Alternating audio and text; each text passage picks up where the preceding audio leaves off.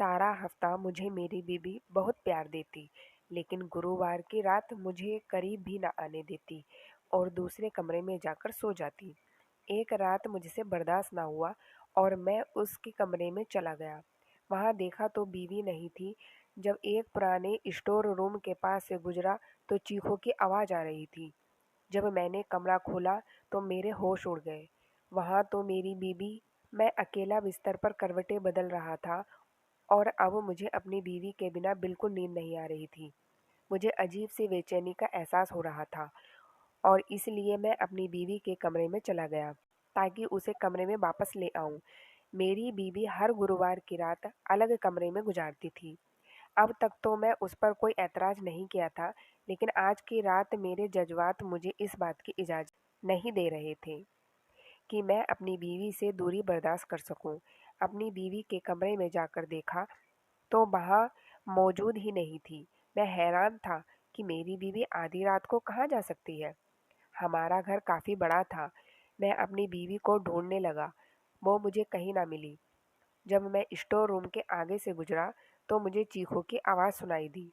मैंने परेशान होकर जैसे ही स्टोर रूम का दरवाजा खोला तो अंदर जो हो रहा था उसे देखकर मेरे कदमों तले जमीन निकल गई। मैं सोच भी नहीं सकता था कि मेरी बीवी मुझे इस हालत में स्टोर रूम में मिलेगी। हम हेलो दोस्तों, मेरी कहानी इस प्रकार है।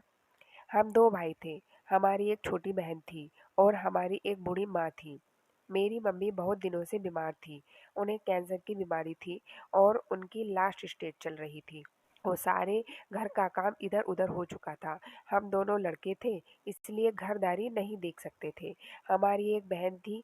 वह वो छोटी थी, उसे कुछ काम काज का पता ही नहीं था और मेरे पापा बचपन में ही जा चुके थे इस दुनिया से। हम दोनों भाई और अपनी छोटी बहन का और घर का ख्याल रखते, लेकिन फिर भी औरत की कमी का एहसास तो होता ही है। एक औरत जिस तरह घर संभाल सकती है, हम दो भाई मिलकर भी इस तरह घर नहीं संभाल पाते।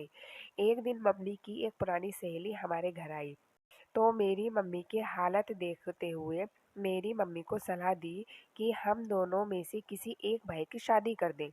उन्होंने माँ को अपने भाई की बेटी की तस्वीर भी दिखाई।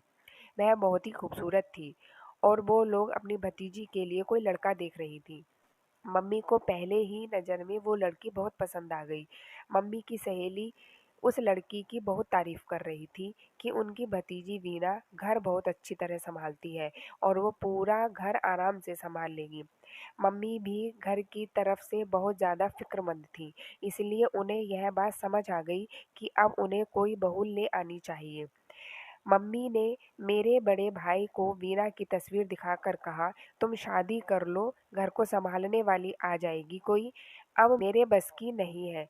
मुझे नहीं पता मैं कब इस दुनिया को छोड़कर चली जाऊं, क्योंकि मम्मी भाई की वीना से शादी कराना चाहती थी तो भाई ने साफ मना कर दिया। उन्होंने कहा कि वह गरीब लड़की से शादी करेंगे, क्योंकि वो खुद भी बहुत अच्छे इंसान थे और वो शादी पर कोई दहेज भी नहीं लेना चाहते थे, बल्कि सब कुछ खुद ही सेट करना चाहते थे।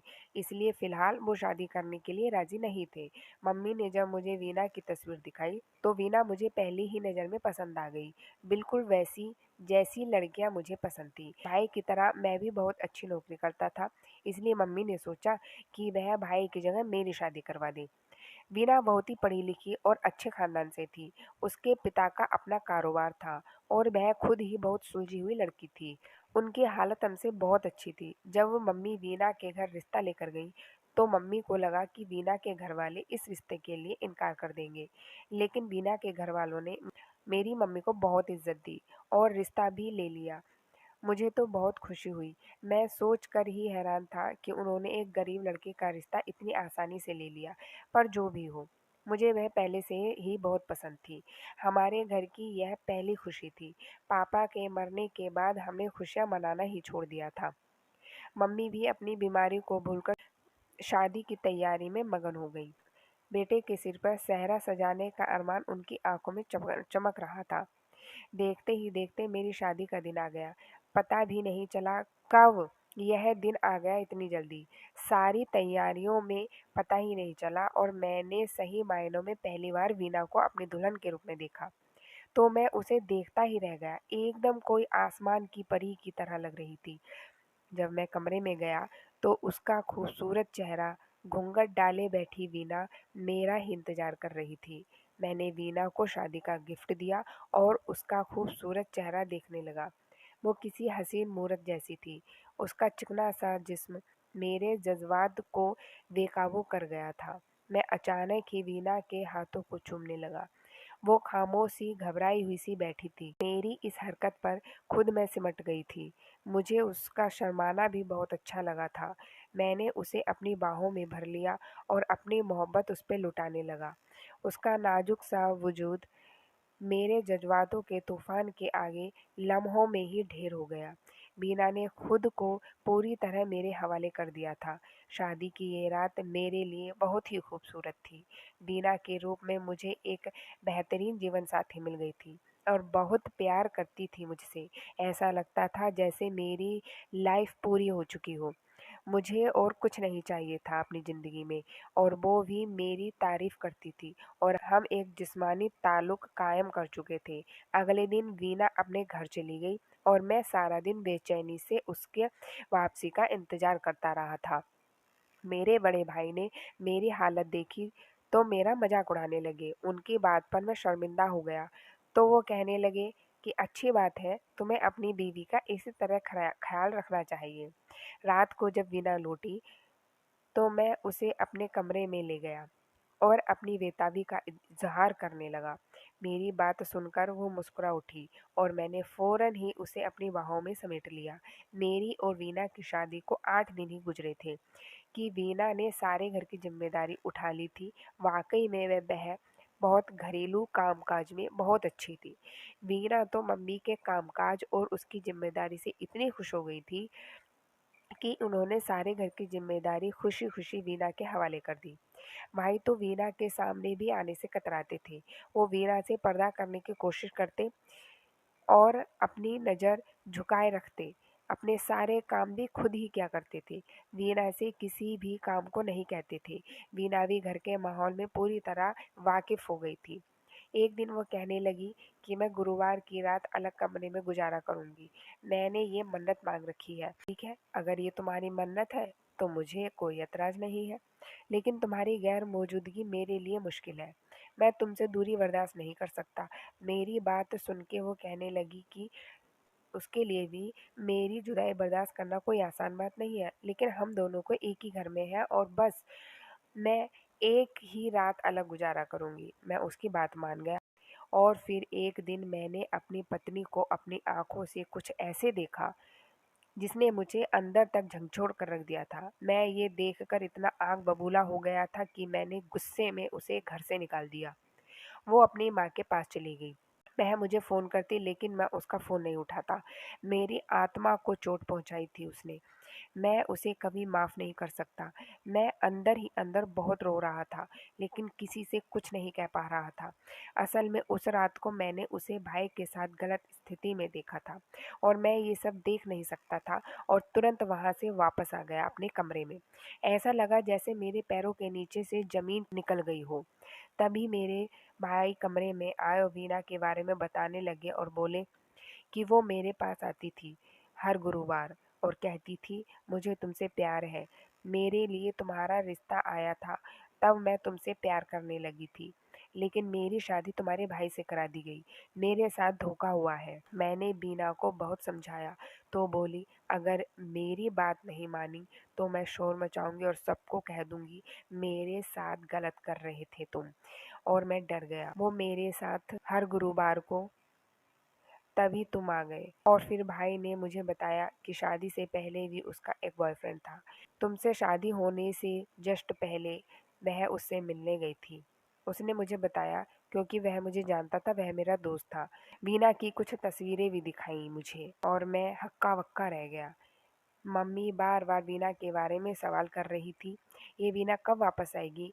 मम्मी को भी वीना की आदत हो चुकी थी। वीना इस तरह मम्मी का ख्याल रखती कि मम्मी उसे सगी बेटी की तरह प्यार करने लगी थी। एक शाम में दफ्तर से घर लौटा, कुछ देर बाद ही हमें खबर मिली कि मेरे भाई का एक्सीडेंट हो गया है। उस शाम मैं वीना को तलाक देने के लिए उसके घर जाने वाला था, लेकिन भाई के एक्सीडेंट का सुनते ही मैं अस्पताल के लिए दौड़ा। भाई की हालत बहुत नाजुक थी। उसकी जिस्म की हड्डियां टूट चुकी थी। कई घंटों के ऑपरेशन के बाद भाई की जिंदगी बच गई थी, लेकिन डॉक्टर ने बताया कि वह जिंदगी भर बैठने के काबिल भी नहीं रहे। उनकी रीढ़ की हड्डी पूरी तरह टूट चुकी थी। भाई का एक पैर भी बिल्कुल खत्म हो गया था। अपने भाई की ऐसी हालत देखकर मैं बीना को पूरी तरह भूल गया और भाई की देखभाल में लग गया। मम्मी भी भाई को लेकर बहुत परेशान रहती थी। उसकी हालत बहुत ज़्यादा बिगड़ गई थी। मैं अकेला उन दोनों को बहुत मुश्किल से संभाल रहा था। ना जाने किसकी गंदी नज़र हमारे घर की खुशियों को खा गई थी। जब भाई को 15 दिन बाद सही मायनों में होश आया और वह बात करने लायक हुए, तो जो कुछ उन्होंने मुझसे कहा यह सुनकर मेरी जान निकल गई। यह मेरे ऊपर ऐसा था जैसे पहाड़ टूट गया हो। भाई रोते हुए कह रहे थे कि वीना की कोई गलती नहीं थी, उसने सब कुछ सच कहा है। वो वाकई उस लड़के से आखिरी मुलाकात करने गई थी, लेकिन भाई ने जानबूझकर कुछ ऐसे लम्हों की वीडियो बनाई थी कि जिन्हें वो उसके खिलाफ इस्तेमाल कर सकते थे। मैं तो अपने भाई की यह बात सुनकर ही चौंक गया था। मैंने ऐसा कभी भी नहीं सोचा था कि मेरे भाई मेरे साथ ऐसा कुछ कर सकते हैं। उनकी वजह से मैंने अपनी बीवी की भी नहीं सुनी। काश मैं अपनी बीवी पर थोड़ा विश्वास दिखाता, तो आज यह दिन ना आता। जब हमने भाई को बोला कि आप शादी कर लीजिए, भाई ने शादी करने से भी साफ-साफ मना कर दिया था। फिर आखिर भाई ने ऐसा क्यों किया था? मीना बहुत शरीफ और सुशील लड़की थी। जब उसे इस बात का पता चला कि भाई के पास उसकी वीडियो है, जिसके ज़रिए वो उसका मुझसे रिश्ता भी ख़त्म करवा सकते हैं, तो उसने भाई से मिन्नत की कि वो ऐसा ना करें। भाई अच्छे से जानते थे कि वो मेरे बगैर नहीं रह सकती, इसलिए भाई ने उस बात का पूरा फ़ायदा उठाया और उसे मजबूर कर दिया कि वो हर हफ्ते एक रात मेरे भाई के साथ गुजारे। पहली बार वो वीना ने इनकार कर दिया, लेकिन जब भाई ने उसे वीडियो को लेकर ब्लैकमेल किया, तो वो मजबूर हो गई। भाई कहने लगे कि हर हफ्ते वो उसके साथ ज़बरदस्ती गलत रिश्ता बनाते रहे और वीना इसी तरह चीखती चिल्लाती रहती। वो ये सब करके बहुत ज़्यादा परेशान थी। वो मुझे धोखा नहीं देना चाहती थी। उस रात भी वीना खुद को बचाने के लिए शोर कर रही थी और इंतज़ार कर रही थी कि मैं उसे बख्श दूँ। भाई रोते हुए कह रहे थे कि उन्होंने एक बेगुनाह को बर्बाद किया है, इसलिए भगवान ने उन्हें ऐसी सज़ा दी है। मैं भाई की बात सुनकर सदमे में पड़ गया। वो इतना कैसे गिर सकता था कि मेरी ही बीवी के साथ गलत कर सकता था? भाई कहने लगा कि जब वीना शादी होकर घर आई तो भाई की नज़र खुद ब खुद उसके बदन से हट नहीं पा रही थी। मीना की खूबसूरती ने उन्हें बेकाबू कर दिया था, लेकिन वह फिर भी नजरें झुकाए रहते थे। उन्हें जब मौका मिला कि वो वीना का इस्तेमाल कर सकें, तो उन्होंने इस मौके का भरपूर फ़ायदा उठाया। वो भूल गए थे कि एक आंख ऐसी भी है जो उनके गुनाह को देख रही थी। मैं हॉस्पिटल से निकलकर वीना के घर की तरफ जाने लगा। मुझे वीना को अपनी ज़िंदगी में वापस लाना था और उससे माफ़ी मांगनी थी।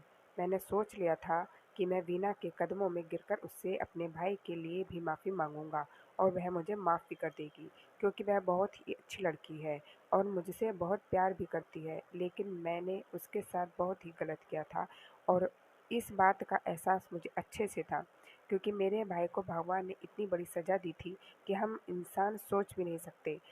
अपने भाई की ऐसी हालत देखकर मैं भी उन्हें माफ़ कर चुका था। मुझे यकीन था कि वीना भी मुझसे इतना प्यार ज़रूर करती है कि वो मुझे और मेरे भाई को माफ़ कर देगी, मुझे दोबारा से अपना लेगी। भगवान की लाठी में आवाज़ नहीं होती और जब ये इंसान पर पड़ती है तो इंसान बर्दाश्त भी नहीं कर पाता। जब मैंने जाकर वीना से माफ़ी मांगी तो वीना ने पहले तो मुझे गुस्सा दिखाया, फिर मुझे माफ़ कर दिया और मेरे साथ आने को तैयार हो गई। मैं वीना को लेकर घर आ गया। यह देख मेरी माँ बहुत खुश हुई और इधर मैं भाई को भी घर लेकर आ गया था। अब भाई वीना का सामना भी नहीं कर पाते थे, क्योंकि वह बहुत ही शर्मिंदा हो चुके थे। छोटी बहन की शादी कर दी थी। मेरी शादी को 3 साल बीत चुके हैं, मेरे 2 बच्चे हैं और मैं आज अपनी ज़िंदगी में बहुत खुश हूँ। तो दोस्तों, आपको यह कहानी कैसी लगी प्लीज़ कमेंट करके ज़रूर बताएँ और अगर कहानी अच्छी लगी हो तो वीडियो को लाइक करें, चैनल को सब्सक्राइब करें। धन्यवाद दोस्तों।